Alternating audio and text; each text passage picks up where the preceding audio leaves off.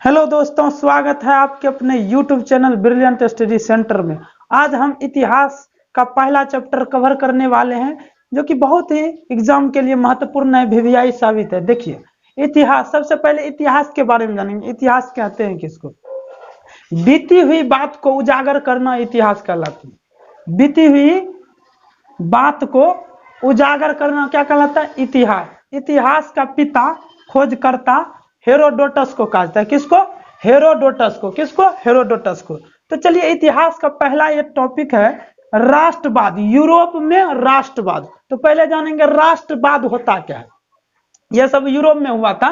तो देखिए, यूरोप में राष्ट्रवाद जो है, देखिए, यूरोप में राष्ट्रवाद उसको कहेंगे कि यह एक राजनीतिक चेतना है जिसमें कि किसी भी देश का विकास करना ही राष्ट्रवाद कहलाता है। किसी भी देश का विकास करना ही क्या कहलाता है? राष्ट्रवाद। किसी भी देश का जब विकास करते हैं या अपने देश के प्रति सोच और लगाव रखते हैं तो वही है राष्ट्रवाद।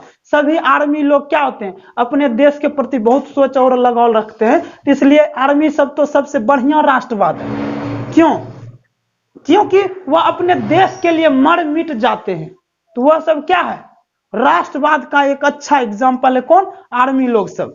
तो राष्ट्रवाद, हालांकि आपको समझ में आ गया होगा कि किसी भी देश का विकास करना ही राष्ट्रवाद कहलाता है। तो आगे चलते हैं। अब आता है मैटरनिक युग। मैटरनिक युग क्या होता है? देखिए, मैटरनिक युग किसको कहेंगे? मैटरनिक जो था वो ऑस्ट्रिया का चांसलर था। मैटरनिक क्या था?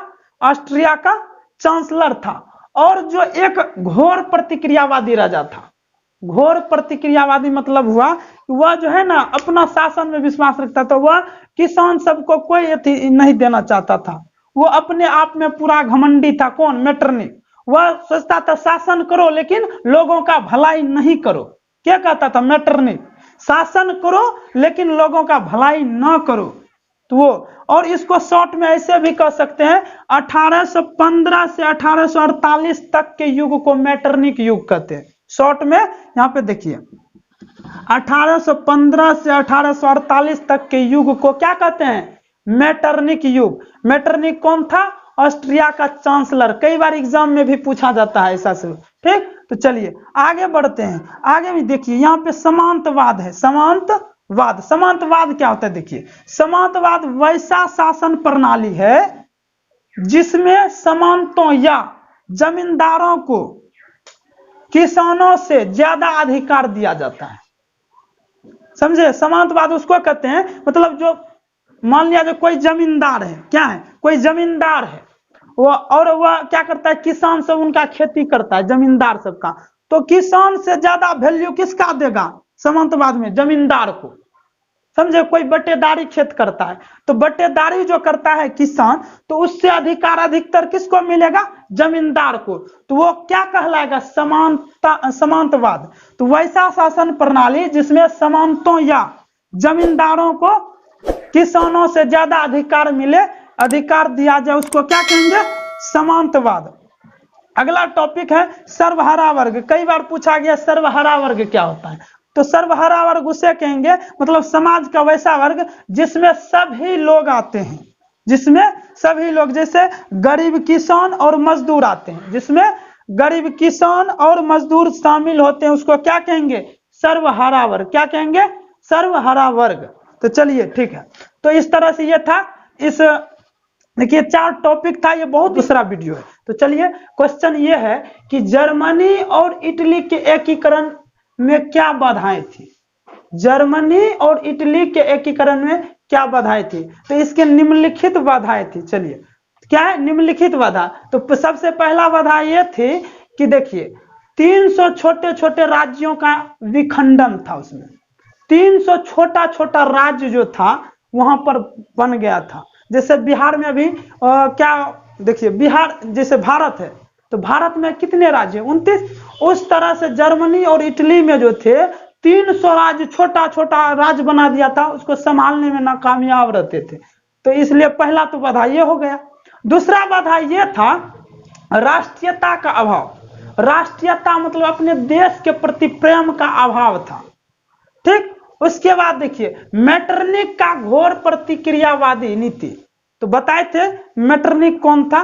तो वो जो थे घोर प्रतिक्रियावादी राजा थे, तो वो अपने घोर प्रतिक्रियावादी के बल पे जो है ना किसी का भला कभी नहीं किया। तो तीसरा बाधा क्या थी? मेटरनिक का घोर प्रतिक्रियावादी नीति। और चौथा था ऑस्ट्रिया का हस्तक्षेप की नीति। ऑस्ट्रिया ये नहीं चाहता था कि जर्मनी और इटली का एकीकरण हो, ये नहीं चाहता था, ये सारे बाधाएं थी। अब अगला क्वेश्चन है साम्राज्यवाद क्या होता है?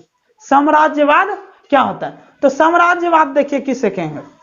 जब कोई बड़ा देश किसी छोटे देश पर जबरदस्ती अपना अधिकार कर लेता है।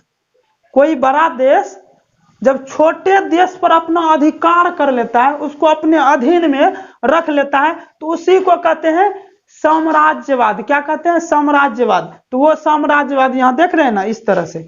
अगला क्वेश्चन बहुत ही इंपॉर्टेंट है, वीवीआई है, जो मेजनी कौन था? अक्सर पूछा जाता है। तो चलिए देखिए मेजनी के बारे में।